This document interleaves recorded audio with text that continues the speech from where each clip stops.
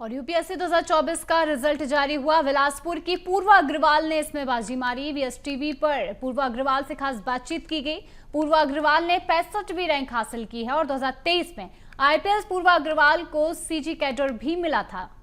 आइए आपको सुनाते हैं खास बातचीत जो कि पूर्वा अग्रवाल से वीएसटीवी ने की है।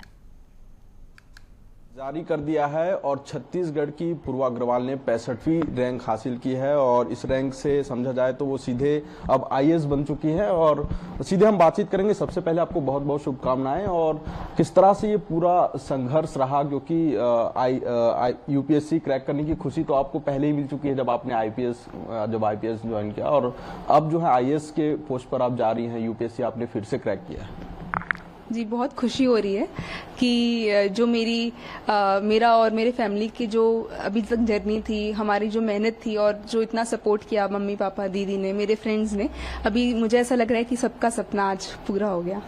ये बहुत सारे वीडियोस हम लोग देखते हैं यूपीएससी को लेकर। आजकल काफ़ी मोटिवेशनल वीडियो आते हैं, कई सीरीज आती हैं।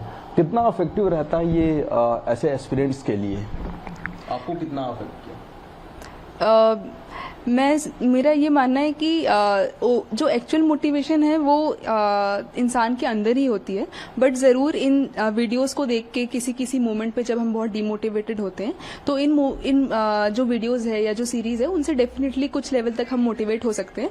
बट इससे जो मोटिवेशन मिलता है मुझे लगता है वो बहुत मोमेंटरी होता है, वो 1-2 दिन से ज़्यादा नहीं रहता है। एक्चुअली में जो अंदर से आपकी मोटिवेशन है, आपका जो एम है, वो अगर बहुत स्ट्रांग है तो आप ज़रूर इस जर्नी को पूरा कर सकते हैं। यूपीएससी की जब तैयारी शुरू होती है तो ज़्यादातर जो एस्पिरेंट्स होते हैं वो प्रीलिम्स में जाते हैं, फिर मेंस का एग्जाम होता है, इंटरव्यू होता है। लेकिन सबसे ज़्यादा जो सवाल चर्चा में बना होता है पूरे देश में कि इंटरव्यू में कौन से सवाल पूछे जाते हैं और किस तरह के वो सवाल होते हैं, क्योंकि इंटरव्यू का सवाल जानना समझना ही अपने आप में बहुत बड़ी बात होती है।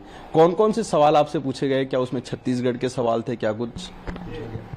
जी, मेरा संजय वर्मा सर का बोर्ड था इंटरव्यू में, और ज़्यादातर डिस्कशन मेरे बैकग्राउंड पे हुआ था। मेरी इकोनॉमिक्स में पढ़ाई थी तो इकोनॉमिक्स पे डिस्कशन हुआ था। उसके बाद करंट अफेयर्स पे हुआ था कि जो अभी प्रेसिडेंट ट्रम्प की जो टैरिफ पॉलिसी है उसका क्या इफेक्ट होगा, ग्लोबल इकोनॉमिक का क्या सिनेरियो मैं देखती हूँ अगले 12 महीनों में, और इकोनॉमिक्स में बिहेवियरल इकोनॉमिक्स कैसे हमारी स्कीम्स में यूज़ हो रहा है, इन सब पे डिस्कशन हुआ था। छत्तीसगढ़ से रिलेटेड भी क्वेश्चन पूछा गया था कि छत्तीसगढ़ का जब फॉर्मेशन हुआ था 2000 में एमपी से अलग करके, तो उसका हमारी ग्रोथ पे, हमारी डेवलपमेंट पे कितना असर पड़ा।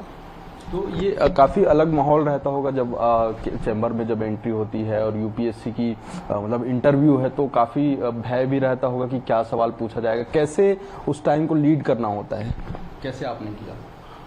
उसके लिए थोड़ी सी नर्वसनेस तो होती है, क्योंकि जो भी चैम्बर में जो भी बोर्ड में रहते हैं वो बहुत सीनियर ऑफिसर्स रहते हैं और उनका जो लेवल ऑफ नॉलेज है, एक्सपीरियंस है, वो हमसे कई गुना ज़्यादा रहता है। तो नर्वसनेस तो होती है, बट जो बोर्ड है वो इंश्योर करता है कि कैंडिडेट को एकदम कंफर्टेबल फील करा देते हैं वो लोग, और हमें बहुत मोटिवेट करते हैं। तो जैसे ही आप रूम में जाएंगे और जैसे ही इंटरव्यू स्टार्ट होगा, वो जो नर्वसनेस है वो एक तरीके से चली जाती है। एक आखिरी सवाल लूंगा। बहुत सारे ऐसे एस्पिरेंट्स होते हैं या फिर जो चाहते हैं कि वो यूपीएससी की तैयारी करें, लेकिन कई बार ये बहुत लेट डिसीजन होता है कि लोग 25 साल, 26 साल, 27 साल में आते हैं। उनको लगता है कि काश हम भी तैयारी करते हैं, और कभी कभी कुछ लोग शुरू भी कर देते हैं काफी लेट। तो क्या ये पॉसिबल होता है कि 28-29 साल की एज में आके यूपीएससी में की तैयारी करने की सोचना और तैयारी में जुटना, कैसे ये संभव हो सकता है? हाँ, अगर इंसान में मोटिवेशन है और वो हार्डवर्क कर सकते हैं तो किसी भी एज में वो एग्ज़ाम को क्लियर कर सकते हैं। बस शर्त ये है कि उनको कंसिस्टेंट एफर्ट डालना पड़ेगा। ठीक है। तो ये थी हमारे साथ पूर्वा अग्रवाल, जिन्होंने 65वीं रैंक हासिल की है यूपीएससी में। और छत्तीसगढ़ के लिए आज ऐतिहासिक दिन है। छत्तीसगढ़ के 4 अभ्यर्थी यूपीएससी के आज यूपीएससी की परीक्षा पास कर चुके हैं, और ये 4 जो अभ्यर्थी हैं वो 4 लाख, 40 लाख और 4 करोड़ लोगों को मोटिवेट करने वाले हैं, क्योंकि छत्तीसगढ़ के लिए आज का ये दिन बेहद ही ऐतिहासिक है। कैमरामैन जयप्रकाश साहू के साथ अविनाश चंद्रवन, CBS TV, रायपुर।